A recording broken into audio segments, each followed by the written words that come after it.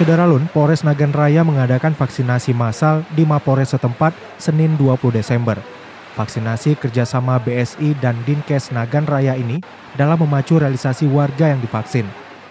Warga yang ikut vaksin turut mendapat paket sembako dari Mapores. Kapolres Nagan Raya kembali mengajak warga yang belum divaksin agar segera mendatangi gerai vaksin. Sudah di angka 48%, namun memang masih jauh dari target yang diberikan kepada kita di angka 60-70%. Namun demikian, kami dari Polres Nagan Raya berusaha terus untuk mencapai target dari pemerintah supaya angka herd immunity semakin meningkat.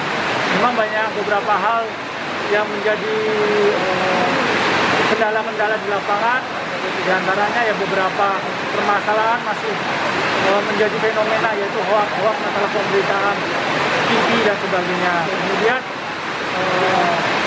masih adanya atau kurangnya kesadaran masyarakat memahami bahwa betapa pentingnya vaksinasi dari Nagan Raya, Rizwan Serambi TV.